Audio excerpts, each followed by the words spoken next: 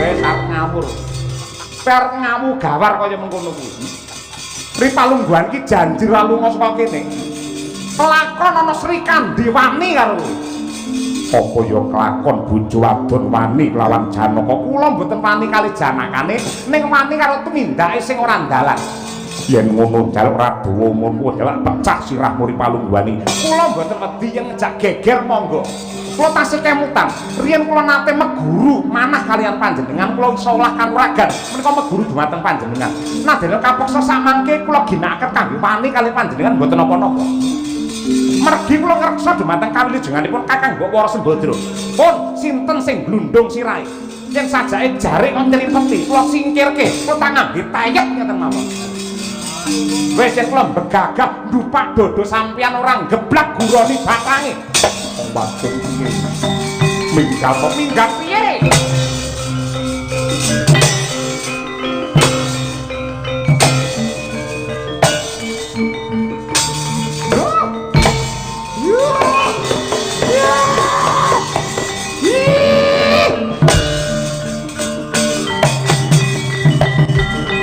Asemi nyokot gulu nganti kaya ngene le jeru. Sri Kandi ayu rupamu ning bareng ngamuk tek kaya banci. Duh karepe dhewe kepeksa aku mentala karo kowe wara Sri Kandi. Yes.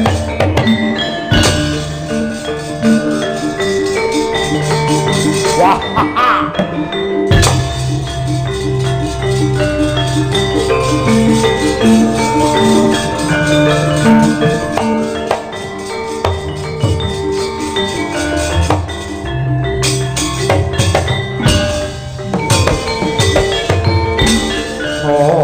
Dongeng entik-entik si penunggal patek nono penunggal apa dosane wani ngungkuli somo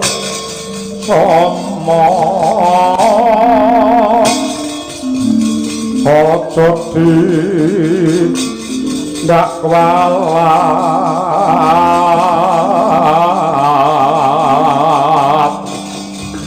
lah iya bener kandamu lali sumber ketiwasa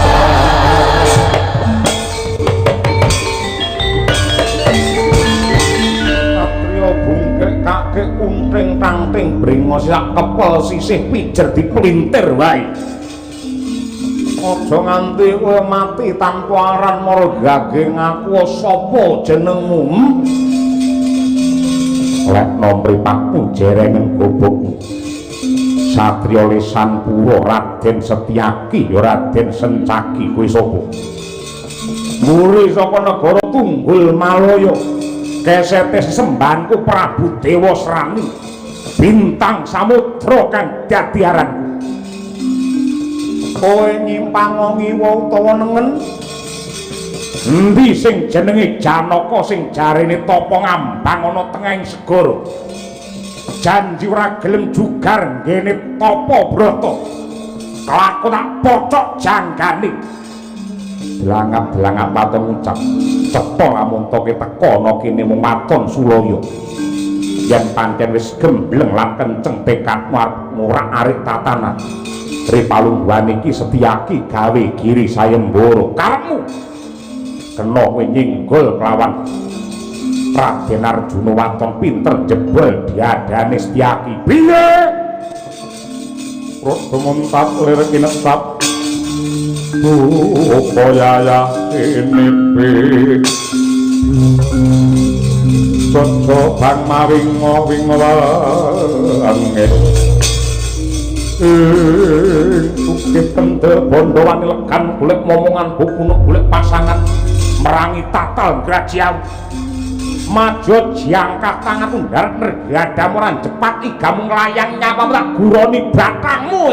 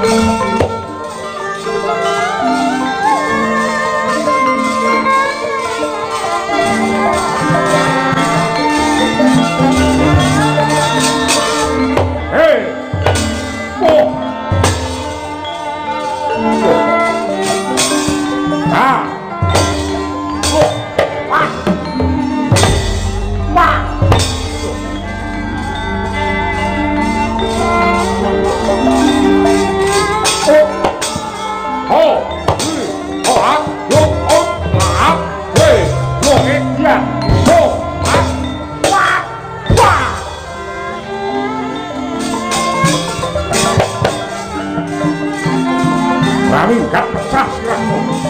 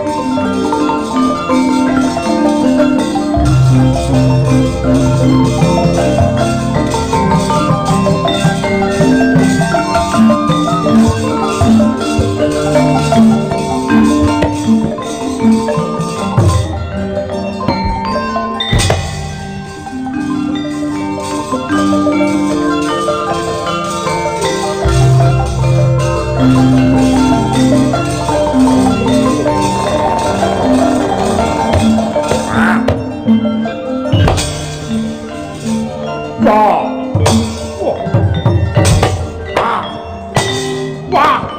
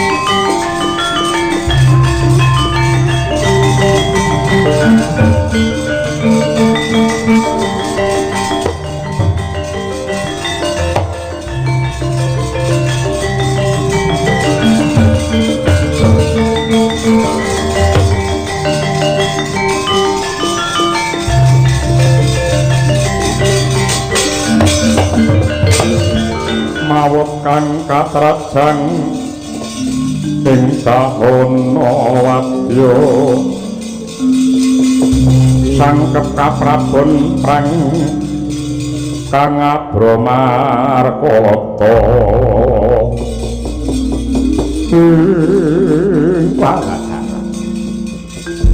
ora kena sinangga enteng kaprawirane para putra Pandhawa pandegani karo Abimanyu kelawan Gatotkaca didekengi karo satriya Swalabumi ya kuwi Setyaki. Yektine muspra tanpa guna ibarate rebut balung tanpa isi yen mung nglanggati kelawan bayi wingi sore. Senadyan saka kaduwan tak sawang kae katon Janaka anggene tapa ngambang ana tengahing segara dasare Dewa Srani wis pinaringan kadigdayan liluwih sifat kandel minangka piyandel Jemparing Kiai Sampar Angin. Kira-kira sing duwe daya apa ora peparinge Kanjeng Ibu Bathari Durga. Yen Jemparing Sampar Angin tak tibake ana kuwandane Arjuna kira-kira mawut dadi lebu apa malah kendang kapracondang.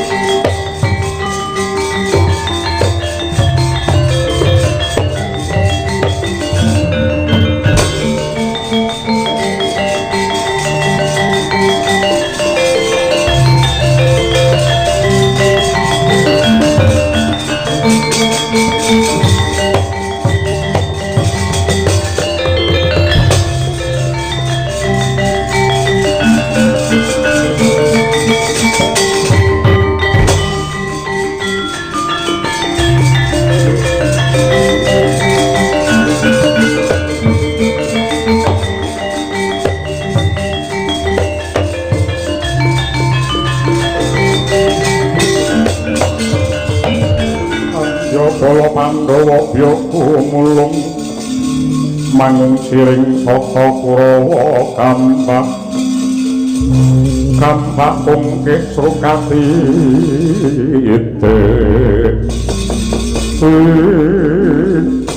kepiye ngger Dewa Srani apa wis kasembadan anggen mumrawasa kelawan panengah Pandhawa si Arjuna. Nggih Kanjeng Ibu pikantuk berkah pangestu paduka lantaran pusaka peparing dika nenggih Kiai Sampar Angin kula tingali saking katebian Arjuna kendang kapracondang dawahipun wonten pundi kula mboten ngertos apa mati apa urip apa malah ambyar dados lebu kula kirang mangertos tegese ora ana sing ngalang-alangi anggen menapa kanugrahan ya kuwi Wahyu Purbaning Rat papan ngono karo sesembah ya Sang Hyang Girinata.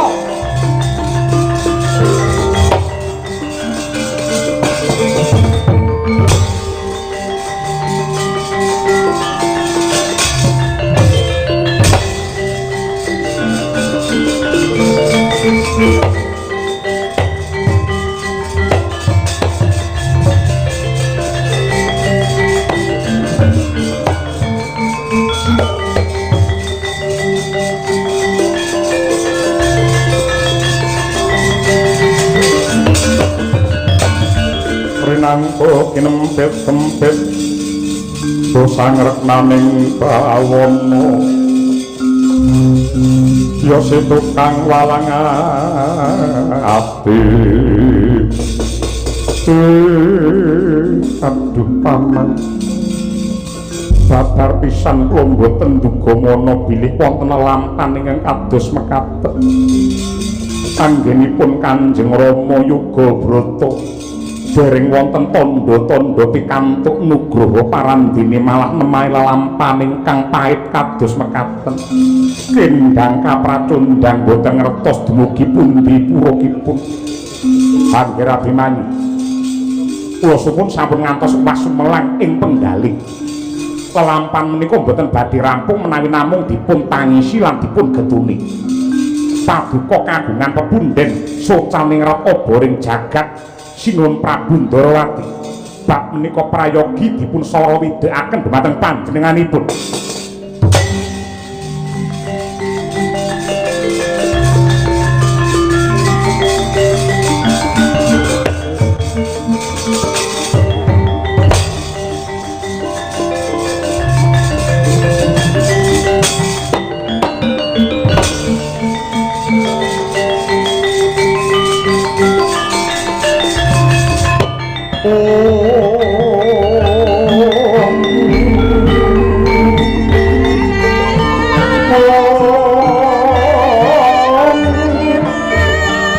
Nembang tengara mundur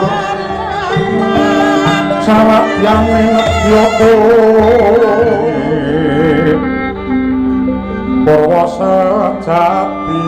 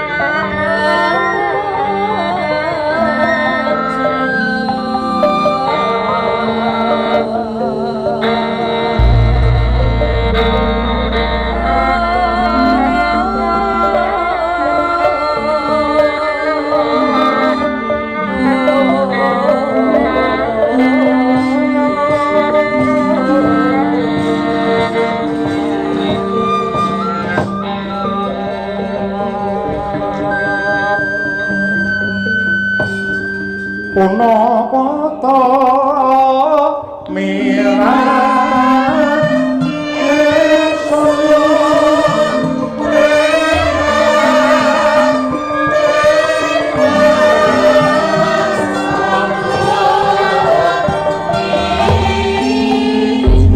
sanadyan cahyaning rembulan purnama siji Barandene merapat sunare suda ayune kaya ilang manise. Satemah datang kawis tingal corek ing widodari ingkang mangku Candramawa. Apa to darunane kaya mangku nawit kaperbawan duh kita ninggali. Ing mapan wonten ing kasatriyan Madukara.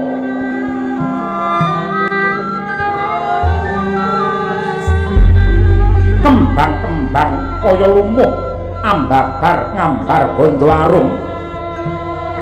Peksi-peksi kawis tinggal ambisu minaing balumbang datan ringas polahe. Rinasa kaya melu bela Sumpawa mulan panandhangi garwa Raden Arjuna nenggih Dewi Wara Subadra. Ingkang jegrek panyayah kaya tugu waja datan mubah datan musik. Hamun kendel bungkem sewu basa. Mangkono tanggap ing sasmita nenggih ingkang rayi. Dewi Wara Sri Kandi sigra nyaketi. Hambudidaya ngudicara mrih lejar. Ingkang raka ingkang nedeng nandhang karuna.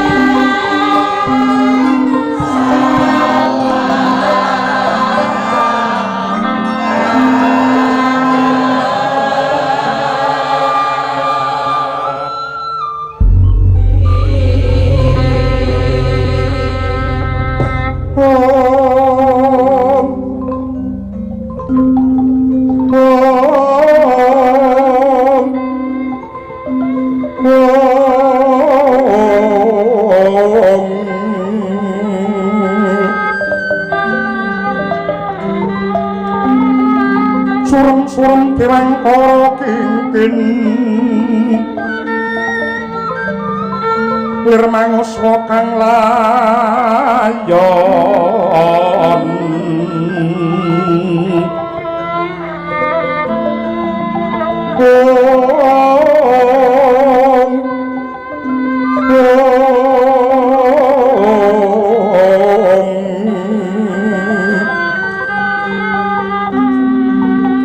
Denyo ilang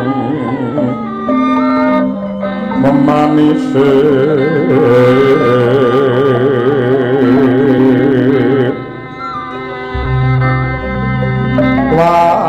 wadananira ayu pami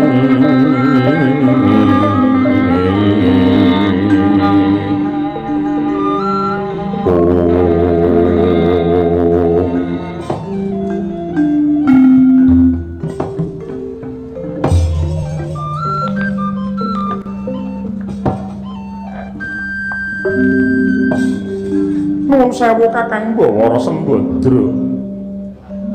Kula suwun kanthi sangen mbok sampun kendelan kewala. Menawi ratri paduka mboten kersa nindra menawi siyang boten kersa dhahar sarta ngunjuk. Monggo sakmangke paduka menika sampun winengku dening Pangeran Arjuna lelananging jagat. Ingkang sampun ageng sanget labul-labetipun wonten marcapada minggahing kahiwangan. Tegesipun samangke paduka mboten namung dados wanita saudon saurupan manut pangandikanipun para pinter. Wanita menika ugi sinebut putri, ugi sinebut estri utawi wadon. Wanita tegesipun wani ditata. Wong wadon yen wis bebrayan kudu wani lan gelem ditata karo guru laki. Anggone mbangun keluarga tumuju marang kautaman lan uga kerukunane wong bebrayan. Menika wanita. Ana kalih putri. Putri tegesipun putri perkawis. Tiang estri kedah rampung telung perkara nenggih leladi dumateng tiang sepuh utawi leladi dumateng mara sepuh, leladi dumateng garwa lan ugi leladi dumateng anak nggrawentah kanthi sak becik-becikipun menika putri. Menawi estri tegesipun adeg-adeg. Mila dados wanita menika kedah saged dados adeg-adeg tumraping bali somah. Tindak tanduk munamuni kedah dijaga kanthi sae lan becik. Karana tumindake bakal dadi conto tumraping para putra-putranipun. Ewa semanten ingkang sinebut wadon. Wadon menika tegesipun papan lan panggonan garwa kakung anggenipun nentremaken rasa. Papane para anak mbeningake pikir. Mila wanita kedah saged ngedem-dem dumateng swasana ngendhakaken lan ngemutaken garwa menawi lagi duka lan lagi klentu. Yen ana perkara keluarga wanita kudu bisa dadi banyu, aja nganti malah dadi geni sing murup sing bakal ngobong tumraping tiyang bebrayan. Nanging menapa samangke paduka sampun pana ing samukawis mboten kirang ing saliring reh parandene ngertos bilih Pangeran Arjuna nedeng tapa brata ngambang wonten tengahing samudra kok kawis tingal peteng guayanipun. Menawi peteng lak wau sakmenika sampun padang jinglang lho Kakang Mbok. Sri Kandi wonten dawuh ya gene kok melang-melang kuwatir rasane atiku. Kaya ninggal bayi pinggiring balumbang. Mongko adat semuwis lamun to Pangeran Arjuna kuwi lelana tapa brata babar pisan ora ana rasa ingkang sangga runggi. Nanging kenapa kok ripalungguhan iki rasaku mung tansah ketir-ketir, rasaku mung tansah sumelang. Sing jenenge wong wadon kuwi mbok menawa ing bab nalar kalah karo wong lanang, ning yen bab ati sok-sok menang wong wadon. Merga wong wadon sing digunakake dudu akal ning rasane. Rasaku tek ora kepenak. Aku sumelang, aku kuwatir yen nganti Pangeran Arjuna anggene tapa brata nemahe bebaya gedhe Sri Kandi. Mangancur laku ning angin ukur akraning arga kura kurnitorek kakiri-kiri korak bumi prakutan treswar lan lesus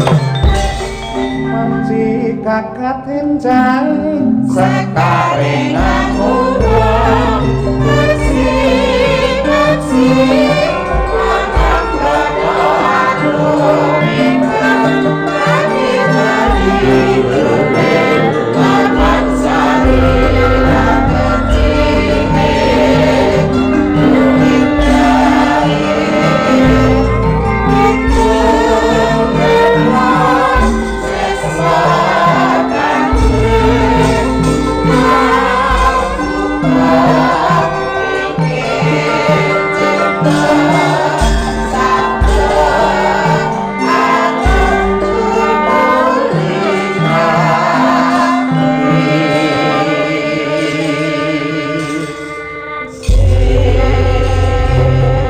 Panjang yuswane Raden Arjuna iki lho Sri Kandi bareng dirasani panjenengane rawuh coba teko nget-ngeti wong pirang-pirang lho.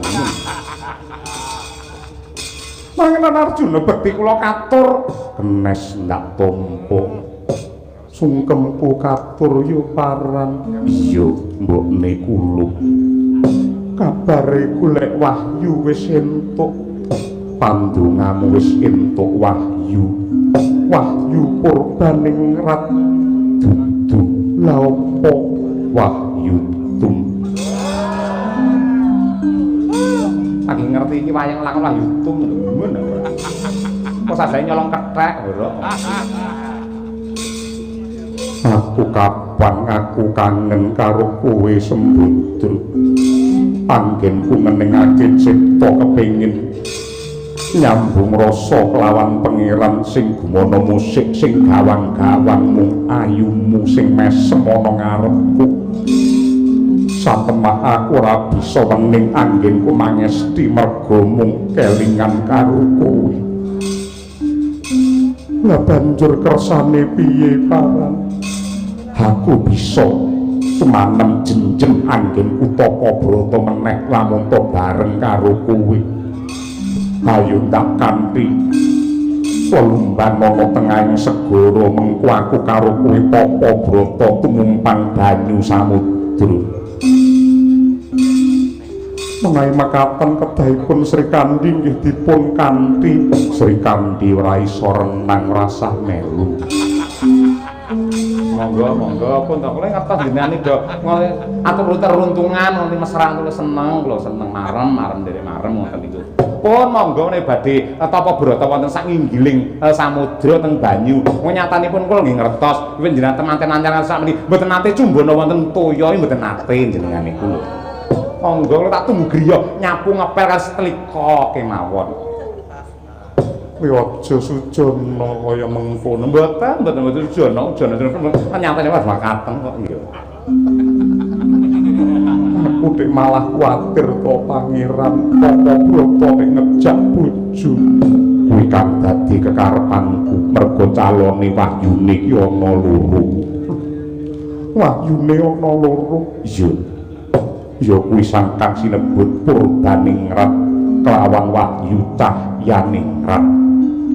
Purbaningrat lan Cahyaningrat ki loro-lorone sing kabeh padha waskita wasih lan uga padha jatnikane antarane Purbaningrat karo Cahyaningrat. Kalih Krungu kaya tiga enten Larsaningrat nggih manungsa. Gusik ora ana. Yen panjenengan kersake kados mekaten kula namung badhe nderek. Ning nuwun sewu lho. Mboten kok kula menika nuwun sewu cuma ngocong kula lemah bengkang nyelo-nyelo nyaru-nyaru wus. Adatipun Pangeran Arjuna menika menawi nggayuh kanugrahan sumpahipun mboten badhe kondur, menawi konduripun menika mboten nggembel utawi nggendong nugraha kala wau. Nek kok saderengipun pikantuk kanugrahan sampun kondur merga kangen kaliyan bojo menika ngibaratipun gamelan tek mboten laras, ngibarate timbangan tek jomplang, etungan tek ganjel nggih. Mulat para sangarat gunes murira kamanungsan kasrepan tingkaing mungsu miran padha kabdan Sekandi kuwi arep apa? Nun sewu. Raos kula tek sujono. Mergo jaman menika sampun jaman maju lho Kakang. Tiyang ingkang kedanan kalian panjenengan nadyan to panjenengan sampun kagungan garwa niku yen rasela saka batine kathah sing gandrung kalian jenengan ning boten dipun ungkapaken. Mila saking menika inggih menawi menika saestu Pangeran Arjuna menawi wonten tiyang yang Indrajala dandan jebles kalian Arjuna niki mangke tan wurunga kula sing ditutuh karo wong pirang-pirang ning Madukara resa njaga karo Kakang Mbok Sembadra. Katuran pinarak ingkang prayogi kula ing badhe jagongi Janaka menika. Ayo Njaba. Ono apa tekaku butuhe karo Sembadra medal jawi.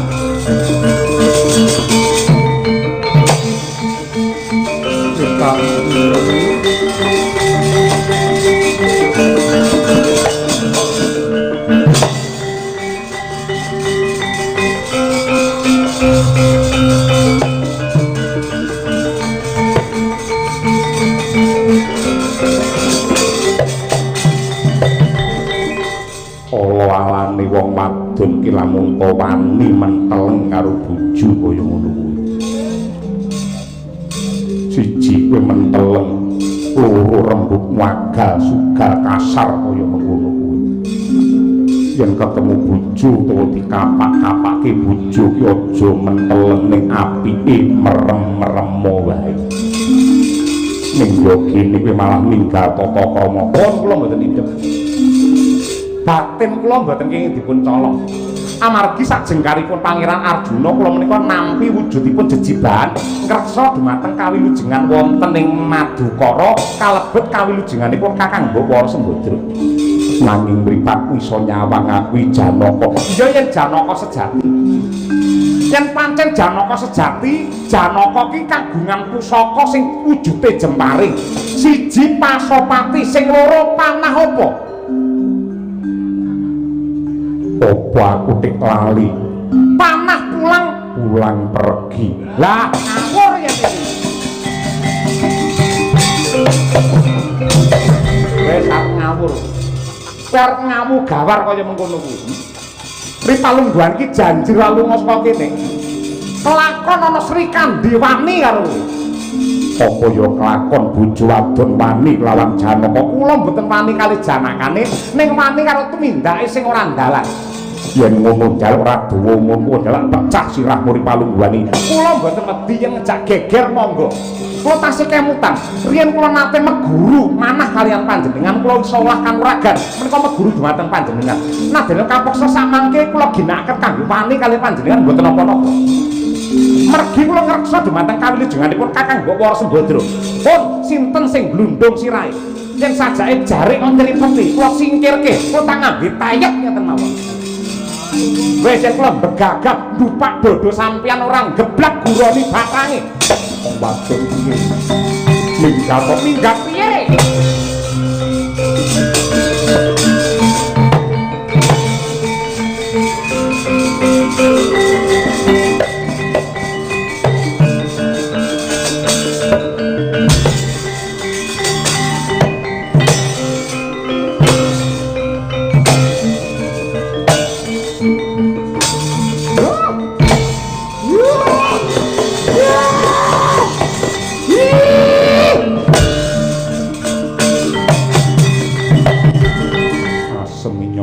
Bulu nganti kaya ngene le jeru Srikandi Srikandi ayu rupamu ning bareng ngamuk kaya banci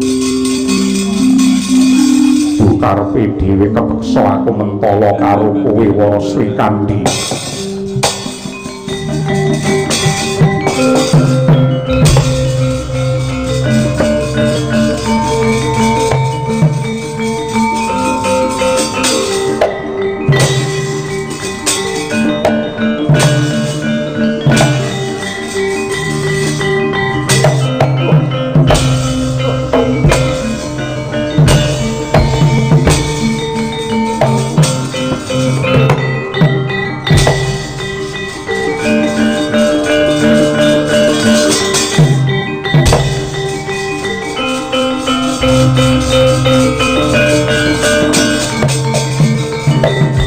ngandharaken dewa debya pintul winukmi kadeng paryanya kemuning kang trisula pangga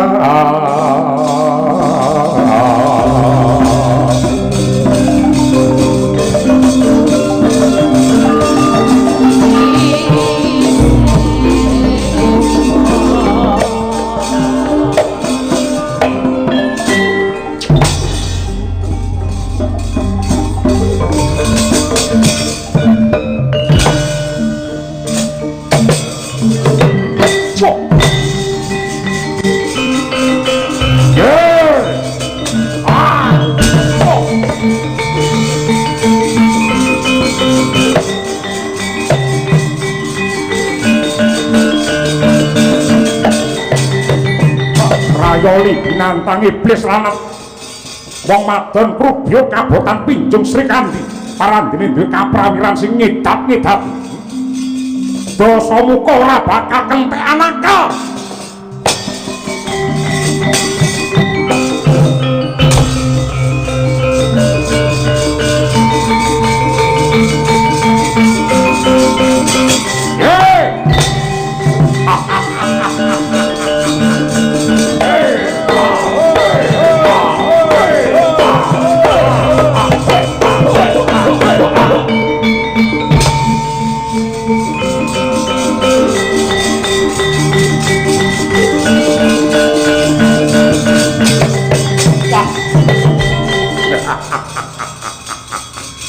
corong kaya masih mangkling bola bali titi sing widolati ayune sundul langit pucuk rambut nganti jempol sikil renek getek ciri neng kene sing ana wong Dasamuka ora ana sing ngalang-alang tak bradat tak colong aku sing bakal ngokok maduning katresnan